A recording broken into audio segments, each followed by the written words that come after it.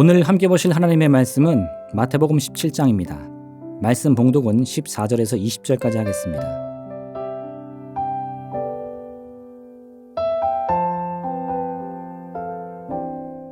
그들이 무리에게 이르매 한 사람이 예수께 와서 꿇어 엎드려 이르되 주여 내 아들을 불쌍히 여기소서. 그가 간질로 심히 고생하여 자주 불에도 넘어지며 물에도 넘어지는지라. 내가 주의 제자들에게 데리고 왔으나 능히 고치지 못하더이다. 예수께서 대답하여 이르시되 믿음이 없고 패역한 세대여, 내가 얼마나 너희와 함께 있으며 얼마나 너희에게 참으리요. 그를 이리로 데려오라 하시니라. 이에 예수께서 꾸짖으시니 귀신이 나가고 아이가 그때부터 나으니라. 이때의 제자들이 조용히 예수께 나와 이르되 우리는 어찌하여 쫓아내지 못하였나이까. 이르시되 너희 믿음이 작은 까닭이니라. 진실로 너희에게 이르노니 만일 너희에게 믿음이 겨자씨 한 알만큼만 있어도 이 산을 명하여 여기서 저기로 옮겨지라 하면 옮겨질 것이요 또 너희가 못할 것이 없으리라. 아멘.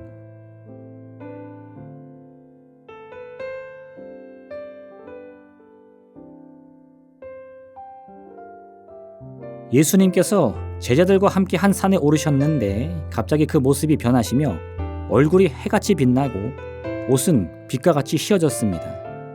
베드로는 예수님께 주여 우리가 여기 있는 것이 좋사오니 만일 주님께서 원하시면 내가 여기서 초막 셋을 짓되 하나는 주님을 위하여 하나는 모세를 위하여 하나는 엘리야를 위하여 하리이다 라고 말합니다. 그런데 누가복음 9장은 이런 베드로의 행동을 자기가 하는 말을 자기도 알지 못하더라 라고 평가합니다. 즉 제자들은 변화된 예수님의 모습이 무엇을 의미하는 것인지 전혀 알지 못했습니다. 그리고 이제 어떤 사람이 예수님께 나와 자신의 아들이 귀신에 사로잡혔다며 고쳐달라고 간청합니다. 이 귀신은 아이를 마음대로 부리면서 불에도 뛰어들게 하고 물에 빠지게도 하여 아이의 생명을 위협한다는 것입니다. 그런데 이때 이 아버지는 예수님을 향해 이렇게 말합니다. 내가 주의 제자들에게 데리고 왔으나 능히 고치지 못하더이다. 이 아버지는 예수님을 만나기 전에 먼저 제자들을 만났습니다. 그리고 그들에게도 똑같은 이야기를 하며 아이를 고쳐달라고 했을 것입니다. 그런데 제자들은 아이를 사잡고 있던 귀신을 쫓아내지 못했습니다.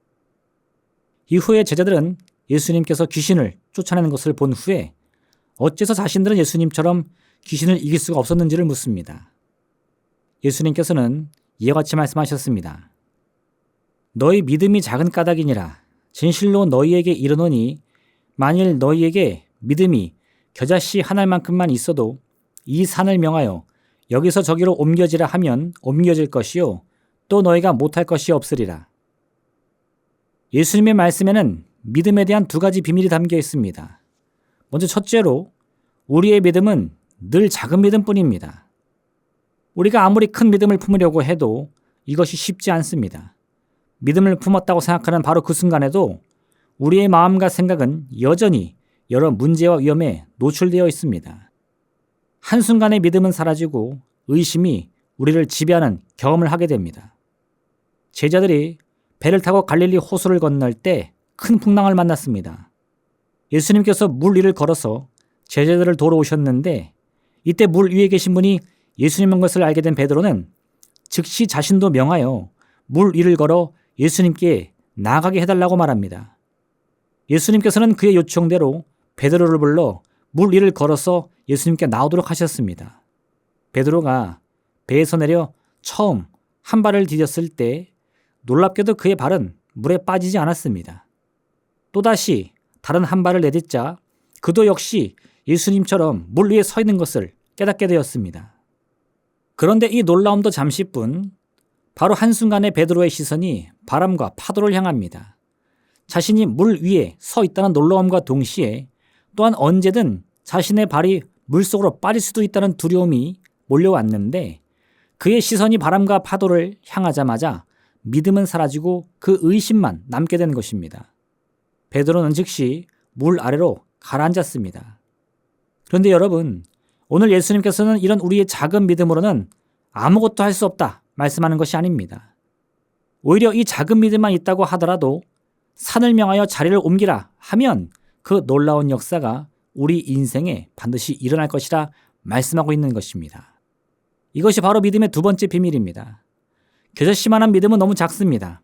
그런데 사실 이 믿음의 중요성은 그 크기에 있지 않습니다. 더 중요한 것은 믿음을 가지고 있느냐 하는 점인데, 이에 대해 예수님께서는 우리가 믿음이 없다 말씀하지 않고 그 믿음이 작다 말씀하신 것입니다. 예수님이 지적하신 우리의 문제는 믿음이 없는 것이 아니라 작다는 것에 있었습니다. 그런데 바로 이 지점에서 우리가 생각하지 못한 새로운 문제가 생기는데, 바로 우리 자신이 우리의 믿음이 작다는 것을 스스로 너무 잘 알고 있다는 사실입니다. 제자들이 아이를 괴롭히던 귀신을 쫓아내지 못한 이유는 그 믿음이 작았기 때문이었습니다. 그런데 이것이 전부가 아닙니다. 그저 믿음이 작았기 때문만이 아니라 제자들 스스로가 우리 믿음이 너무 작다라고 생각했기 때문인 것입니다. 왜냐하면 사실 이 작은 믿음만으로도 귀신을 쫓아내고도 남을 충분한 능력과 권세가 나타날 수 있기 때문입니다. 하나님께서는 우리의 믿음의 크기에 따라 역사하는 것이 아니라 우리의 믿음 그 자체를 보고 역사하시는 분입니다. 만약 우리가 겨자씨만한 작은 믿음을 가지고서라도 우리를 괴롭히는 문제를 향하여 나사렛 예수 그리스도의 이름을 의지하면서 우리의 소망을 외치면 기적은 반드시 일어납니다. 그런데 바로 그 순간 우리 마음과 생각 속에는 우리 스스로 이 기적을 이루기에는 내 자신의 믿음이 너무 작다라고 마음의 결단을 내려버리고 마는 것입니다. 마치 베드로가 물 위를 잘 걸어가면서도 한순간에 그 마음속에서 야, 이러다 내가 빠질 수도 있겠다 라고 생각한 것처럼, 믿음을 가지고 마음의 손을 외치는 동시에 그 마음과 생각 속에 아직 내 믿음이 너무 작은데? 라는 의심이 파고드는 것입니다. 결국 이 찰나의 의심을 없애는 것이 바로 참된 믿음의 관건입니다. 이 일이 될 것이냐 아니냐를 결정하는 것은 우리가 아니라 하나님이십니다. 따라서 우리는 우리의 믿음의 크기를 바라볼 것이 아니라 우리의 믿음을 보시고 역사하시는 하나님만을 온전히 바라봐야 하는 것입니다. 오늘 예수님께서는 제자들의 질문에 바로 이 비결을 말씀해 주셨습니다. 너희의 믿음은 겨자씨만큼 작다. 그러나 그 작은 믿음을 가지고서도 의심하지 않고 하나님의 권세를 붙잡는다면 이 산을 들어 옮길 만한 거대한 기적을 누구나 이룰 수가 있다는 것입니다. 제자들이 실패한 이유는 믿음의 비밀을 깨닫지 못했기 때문인 것입니다. 이 비밀을 알았다면 그들은 자신들의 작은 믿음을 바라보면서도 의심하거나 두려워하는 것이 아니라 담대하게 귀신을 향해 외치며 역사하시는 하나님의 기적을 함께 체험했을 것입니다. 오늘 내 안에 있는 작은 믿음을 바라보시길 바랍니다. 그것을 바라보면서 낙심하거나 실망할 것이 아니라 예수님의 말씀과 같이 이 작은 믿음이 이룰 참으로 놀라운 기적의 역사를 마음에 품으시기를 바랍니다. 겨자씨만한 믿음만 있다면 우리는 능히 해결하지 못할 문제가 없는 것입니다. 기도하겠습니다. 사랑의 하나님 아버지, 믿음의 문제가 무엇입니까? 그것은 믿음이 크다, 작다 하는 그 크기에 있지 않습니다.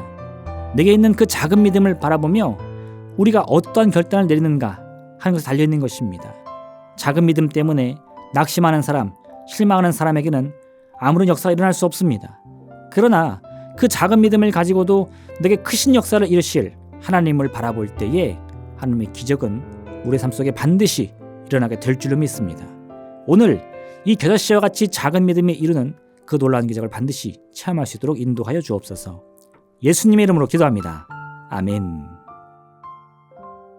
하늘에 계신 우리 아버지, 아버지의 이름을 거룩하게 하시며 아버지의 나라가 오게 하시며 아버지의 뜻이 하늘에서와 같이 땅에서도 이루어지게 하소서. 오늘 우리에게 일용할 양식을 주시고 우리가 우리에게 잘못한 사람을 용서하여 준 것 같이 우리 죄를 용서하여 주시고 우리를 시험에 빠지지 않게 하시고 악에서 구하소서. 나라와 권능과 영광이 영원히 아버지의 것입니다. 아멘.